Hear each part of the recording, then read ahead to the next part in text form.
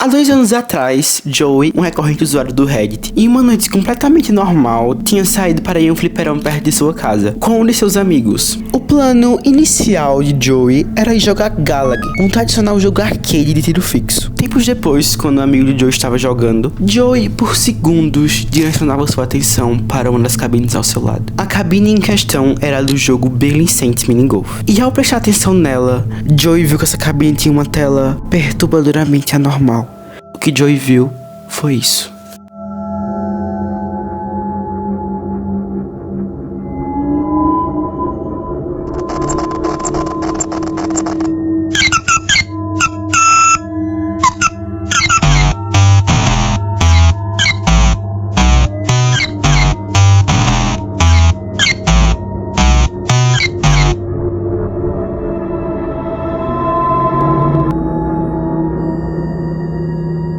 A tela se baseava em um anúncio de 2 crianças desaparecidas. O anúncio aparecia absolutamente do nada no meio do jogo, como se aquilo não deveria estar ali.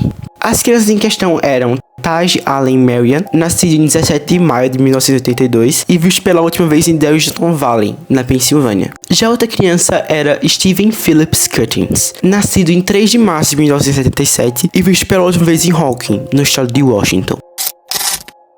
Joey, completamente confuso depois de ter se deparado com isso, tira seu celular do bolso e tira uma foto da cabine. E na mesma noite, aposta no subreddit r/creepinggaming, juntamente com a seguinte legenda: eu e meu amigo estávamos jogando Galaga quando eu vi isso de canto de olho. A tela se alternava entre a jogabilidade de demonstração, a tela de título e isso.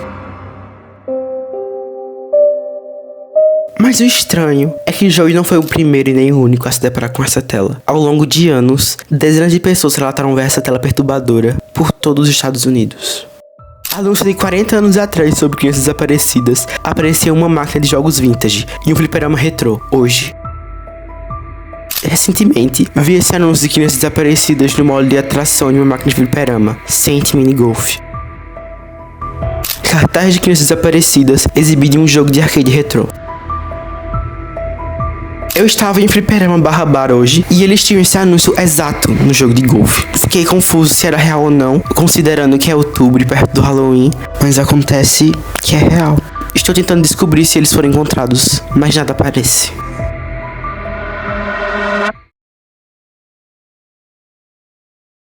A primeira pessoa a publicar na internet sobre isso foi Thunderfist, que em português é Punho de Trovão. O querido Punho de Trovão fez sua primeira publicação há 11 anos atrás, em setembro de 2013, no Antariage, uma rede social de texto da época, tipo um Twitter, só que mais direcionado para jogos. E nosso querido publicou o seguinte: há anos atrás, lembro-me de ver um jogo de fliperama de minigolf em um posto de gasolina perto da minha casa. Não consegui jogar, mas me lembro de assistir a demo e ver a tela com 2 meninos desaparecidos aparecer. Essa foi a única vez que eu vi isso sendo feito em um jogo de fliperama. Sempre me perguntei o que aconteceu com os 2 meninos no minigolf, e recentemente decidi investigar os casos. Baixando e jogando Conjunto 2 de minigolf no main, tirei uma captura de tela dessa tela em particular e anotei as informações sobre os 2 meninos, juntamente com essa foto. Um outro usuário do Antariage respondeu ao nosso amigo Punho de Trovão. Ele disse aí: acabei de começar a trabalhar em um vídeo sobre o minigolf e encontrei um par diferente de crianças desaparecidas, meninas chamadas Malinda Mary Smith e April Rose Yates. Não sei a natureza do desaparecimento delas, nem o arquivo do caso, nem nada. Então o anúncio de Taj e Steven não foi o único a ser exibido em fliperamas. Mas quem são essas outras 2 meninas? Ainda não sabemos. Antes da gente tentar entender o que está acontecendo aqui, vamos preparar o terreno. As crianças desaparecidas apareciam no jogo Billy Saints Minigolf. O jogo Minigolf foi publicado em 1985 e desenvolvido pela Saint Technologies e com o designer principal, Dennis Cole. A Saint Technologies era uma desenvolvedora não tão grande de jogos arcade. O Billy Saints Minigolf, como o nome já diz, era um jogo de campo de golfe, em miniatura, dividido em 18 níveis. O Billy Saints Minigolf, com a maioria dos jogos arcade, se baseava em você conseguir a maior pontuação, atingir a tela Ring Score, a tela de maior pontuações.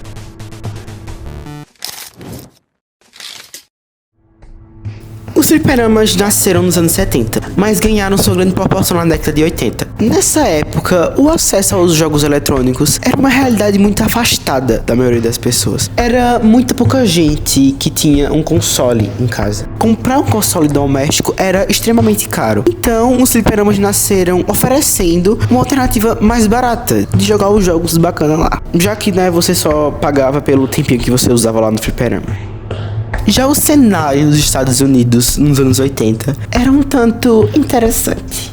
Na década de 80, o uso de drogas, especialmente o crack e a cocaína, estavam em ascensão nos Estados Unidos. O governo, percebendo isso, começou a usar recursos para tentar diminuir ou até mesmo acabar com isso. E essa época foi conhecida como Guerra contra as Drogas, ou War on Drugs. Olha, pra tu entender melhor o que foi a guerra contra as drogas lá nos Estados Unidos, a guerra contra as drogas foi o que foi o ProErd aqui no Brasil, só que numa escala maior e mais eficiente, né? O principal que o serviço público fazia era colocar propagandas de não use drogas em todo canto. Okay, last time. This is drugs. This is your brain on drugs. Any questions? Era colocar propagandas de não use drogas em todo canto.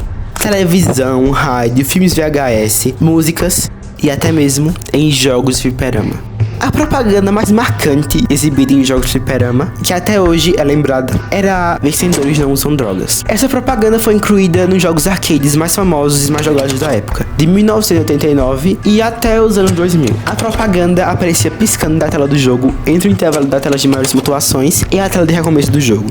Mas lá na década de 80, eles não tinham apenas uma epidemia de drogas, mas sim também uma epidemia de uma coisa muito pior, uma epidemia de crianças desaparecidas.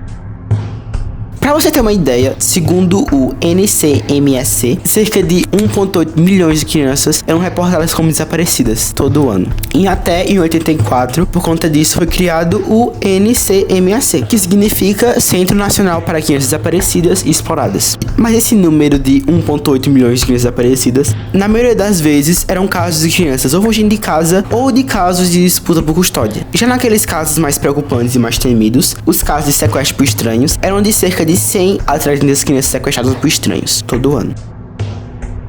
O governo nacional, então, usou novamente dos anúncios seus aliados. Uma das estratégias mais, poderíamos chamar de icônicas da época foi The Milk Carton Kids, ou em PTBR, As Crianças em Caixa de Leite, que se baseava em colocar anúncios de crianças desaparecidas nas embalagens das caixas de leite. As primeiras fotos foram de crianças que já tinham sido amplamente anunciadas, como Johnny Ghost ou Ethan Clancy. Não sei se eu tô falando o nome certo. As fotos vinham juntamente com informações sobre as crianças e detalhes de como entrar em contato caso se você tivesse encontrado a criança. A ideia dessa campanha de anúncios foi justamente da NCMEC, mas com o tempo a campanha foi definhando, porque a maioria das crianças desaparecidas não foram encontradas através desses anúncios, então não serviu pra merda nenhuma. Mas o estranho naquela ditagem Steven é que aquele é o único anúncio de crianças desaparecidas sendo exibidos em jogos de fliperama. Mas afinal, como aquelas crianças foram parar lá? Como eu já falei, o jogo Ben Saint Mini Golf foi desenvolvido pela Saint Technologies, com o design principal de Dennis Kolb. O Dennis foi o quarto programador a ser contratado pela Antali. Foi o Dennis que criou aquele jogo lá, o Catfish. Dennis, tempos depois, saiu da Antari e foi para a Saint Technologies e criou o nosso querido Bailey Saint Mini Golf. Em 2017, o Dennis fez uma entrevista para o site da Antari Company. Essa entrevista era uma vibe meio relembrar os velhos tempos de quando ele trabalhava lá na Antari e tal. O repórter da entrevista em questão foi o Scott Steven. E por uma incrível coincidência, Scott perguntou especificamente sobre o Bailey Saint Mini Golf e sobre as crianças desaparecidas. Scott perguntou algumas vezes sobre as crianças, tipo umas 6 vezes, mas o interessante é que toda vez que Scott perguntava sobre as crianças para Dennis, ele sempre respondia com respostas muito vagas ou tentando mudar de assunto. Na primeira pergunta, Scott, o repórter, perguntou se Dennis lembrava de alguma coisa sobre as fotos das crianças desaparecidas. Pergunta: você se lembra de alguma coisa sobre as fotos digitalizadas de crianças desaparecidas em certos jogos de arcade da Saint e como a Saint as incluiu? Até agora só encontrei 2 jogos da Saint, Mini Golf e Stop, que os apresentavam durante um modo de atração. Existem pelo menos 2 versões de Mini Golf e ambas contêm fotos diferentes. Chegou a notícia da empresa da Bailey de que eles estavam cooperando com a FBI, incluindo essas fotos de alguns dos seus jogos, mas que nenhum de seus jogos incluíam as fotos. Como eu disse, Dennis não se concentrou, ou não quis, responder com clareza a pergunta sobre as crianças. Ao invés disso, ao invés de responder sobre as crianças, ele falou mais sobre os detalhes técnicos do jogo. Eu tenho algumas lembranças daqueles dias, mas depois de 30 anos não posso garantir a veracidade dessas lembranças, é claro. Eu tenho uma lembrança um pouco diferente dessas fotos do FBI, das outras pessoas com quem você perguntou. Me lembro de alguém, não lembro quem, sugerindo que implantássemos recursos de crianças desaparecidas, embora o jogo estivesse terminado naquele ponto. O resto da resposta de Dennis foi sobre códigos de programação, gráfico e tal, e tudo isso e tal, e tudo mais. Essas coisas aí de gente inteligente. Mas Scott não ficou satisfeito com essa resposta vaga. Então ele continuou persistindo e reformulou a pergunta para que ela ficasse mais específica. A nova pergunta foi: você concorda que isso foi provavelmente algo que o FBI abordou na Bailey? No envolvimento do FBI na indústria de fliperama, alguns anos depois, ficou mais conhecido pelos anúncios de antidrogas na PSA. Mas os anúncios de crianças desaparecidas é um tanto estranho. Dennis simplesmente ficou sem saída nesse momento. Ou ele falava, ou ele falava. Dennis não respondeu. Eu realmente não sei quem criou o projeto de crianças desaparecidas, mas parece que foi o FBI que solicitou. Você deve se lembrar que a Saint era uma empresa muito pequena, e eu ficaria um pouco surpreso se o FBI soubesse de nós diretamente. Talvez eles tinham abordado a Bailey, então talvez a solicitação e os materiais tenham sido filtrados para nós. Eu realmente não sei. Nosso queridíssimo entrevistador Scott continuou persistindo, tentando descobrir mais coisas sobre as crianças desaparecidas, mas como sempre, Dennis evitava responder. Nas suas outras respostas, ele só dava a entender que talvez Roger, Hector, outro funcionário da City Mini Golf, poderiam explicar mais sobre o assunto. Então, como sempre, sem nada concreto. A partir dessa entrevista, nós descobrimos 2 possibilidades. Ou os ex-funcionários da City Technologies não tinham conhecimento das fotos de crianças desaparecidas sendo exibidas em seus jogos, ou estavam fingindo que não sabiam, por talvez algum motivo legal, tipo evitando qualquer problema que pudesse surgir com o FBI sobre falar sobre isso. Mas provavelmente o que aconteceu foi que tenha tido algum tipo de acordo entre a City Technologies e o governo dos Estados Unidos, já que o FBI tinha colocado aquelas campanhas de antidrogas em outros jogos de fliperama. Então eles estavam tentando fazer algum tipo de coisa parecida para ajudar nas investigações de crianças desaparecidas. Apesar de termos acabado de descobrir como as crianças foram parar nos fliperamas, a pergunta principal ainda continua: o que aconteceu com todas aquelas crianças desaparecidas? Quando essa história voltou à tona na internet, muitas pessoas ficaram com uma fixação de encontrar o fim dessas crianças. Isso gerou uma consideravelmente grande onda de investigações online sobre esse mistério. Voltando lá para aquelas postagens lá do começo de 2013, tu se lembra, né? Do Antariage, do Punho de Ferro, destroça aí. Como eu já disse, nosso querido Punho de Ferro foi o primeiro a postar sobre, mas ele também foi o primeiro a descobrir algo concreto sobre os meninos. E também descobriu o destino de um dos dois, o destino de Taj Allen Marion. Vamos voltar ao Antariage e ler completamente suas publicações.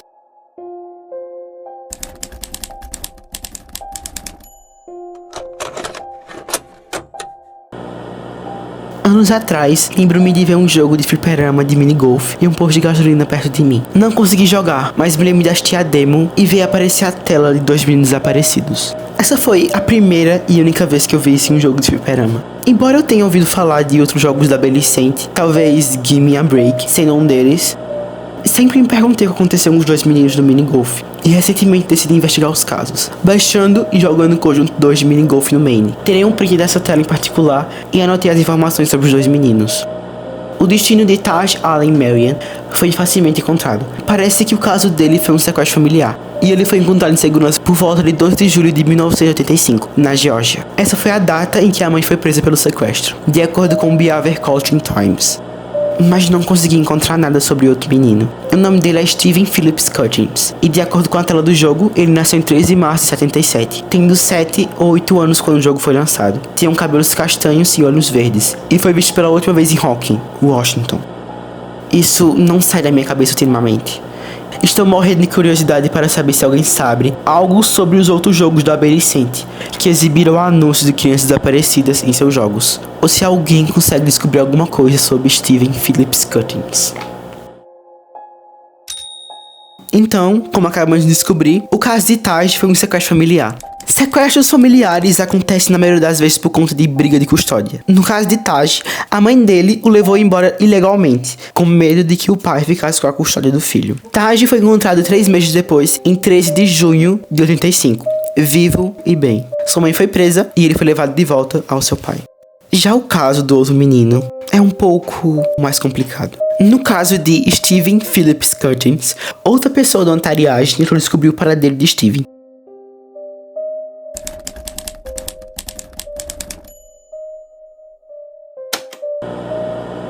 Sempre gostei de tentar rastrear pessoas, não para perseguir ou algo assim, mas gosto do desafio.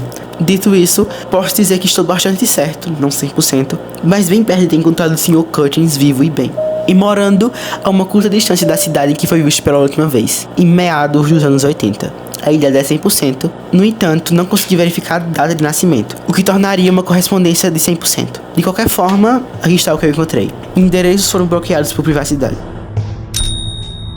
Esse post veio com uma foto, essa daqui. Outro usuário do Ontariagem também fez um post semelhante, esse daqui. Eu encontrei Steven, as datas de aniversário e idades coincidem perfeitamente. Eu apaguei o endereço por razões óbvias, junto com uma foto, essa daqui.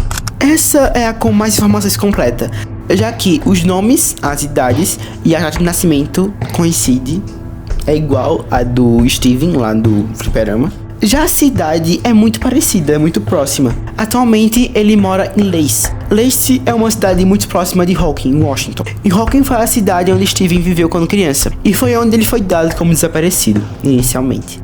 Além desse post, outras pessoas já disseram que encontraram mais informações sobre Steven. Outro usuário, mais esse do Reddit, publicou isso no subreddit r/cyberpunk. Juntamente com um link de um perfil do LinkedIn. O perfil em questão é de Steven Cutchins, MBA. O perfil dele tem uma foto de perfil, mas eu vou censurar por questão de privacidade e porque não tenho certeza se é realmente ele. Também tem seu endereço e telefone para contato. Mas o interessante é que se você olhar os registros de jornais daquela época e área, você consegue ver uma foto de Steven num quadro de pessoas desaparecidas, de 1993, 8 anos depois de Steven ter sido dado como desaparecido. E também, Steven está classificado como sequestro familiar, e ainda dado como desaparecido, mesmo 8 anos depois. O que nos dá a acreditar que seu caso foi semelhante ao de Taj, uma briga por custódia. Mas, se fosse o caso, se ele tivesse sido levado ilegalmente por um de seus pais, como que mesmo depois de 8 anos, ele ainda está sendo dado como desaparecido? Isso ainda não sabemos.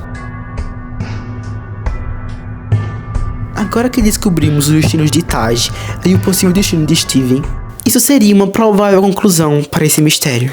No entanto, Taj e Steven não foram as únicas crianças exibidas em jogos de fliperama. Ainda existem 2 outros anúncios de crianças desaparecidas em outros jogos da Ascent Technologies.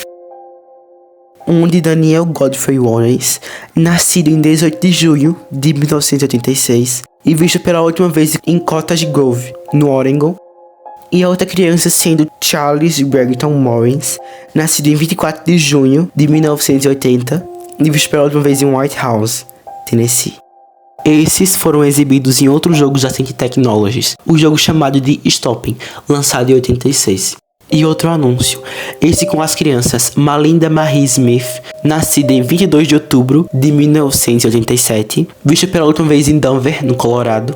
E a última criança é April Rose Yates, nascida em 9 de março de 1979, e vista pela última vez em Crawford, em Nova Jersey. Essas crianças, diferente de Taj e Steven, todas essas 4 crianças foram impossíveis de se localizar. Não existe nenhuma informação online, ou em registro de jornais ou documentos. Não existe nenhuma informação sobre elas. O paradeiro das 4 crianças continua, e provavelmente continuará, desconhecido, imortalizado por apenas um sublime anúncio de crianças desaparecidas e uma máquina de jogo de fliperama.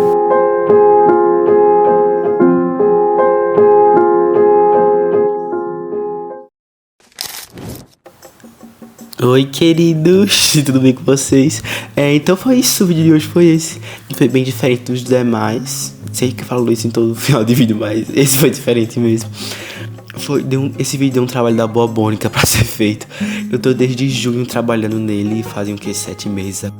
O roteiro desse vídeo foi inspirado em 2 obras maravilhosas. Um vídeo do Virtual Carbon e um artigo brasileiro, tá assim demais, tá na descrição também, minhas fontes estão na descrição. O artigo é de César Alexandre da Silva, se eu não me engano, tá aqui na descrição também, tá tudo na descrição. Eu espero realmente, do fundo do meu coração, que vocês tenham gostado do vídeo.